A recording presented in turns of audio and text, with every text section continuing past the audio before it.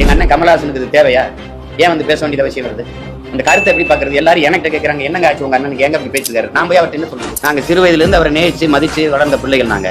அவருக்கு இனிமே ஒரு புகழ் வேணுங்கிறதெல்லாம் இல்ல. அவர் அளவுக்கு புகழ் பெற்ற இங்க ஒண்ணு ஒரு கலைஞன் ஒண்ணு இல்ல, ஒருத்தர் இல்ல. அவர் உலக புகழ் பெற்றுட்டாரு. ரெண்டாவது அவர் சொல்ற கருத்தை பாருங்க, குடிக்காதீங்கன்னு சொல்ல முடியாது, குடிக்காதீங்கன்னு சொல்ல முடியாது. அது கொஞ்சமா குடிங்க, அளவா குடிங்க. அப்பனா என்ன பண்ணும்? எங்க அண்ணன் மாதிரி ஒரு 50 பேரை போட்டு அளந்து ஊத்துங்கன்னு சொல்லுங்க. அளந்து அதை எங்க அண்ணன் தான் தொடங்கி வைக்கணும்.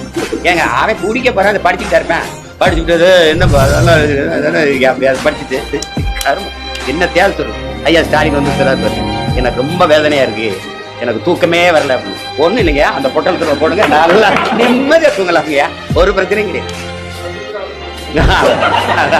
அது யாரோ ஒரு சொல்றாடே மாப்பிள்ள இங்க போக, அது ஒண்ணும் கிடையாது, இங்க டாஸ்மார்க் அது ஒண்ணும் கிடையாது, 10 lakhs உடனே கிரெடிட் ஆகிடுறாங்க.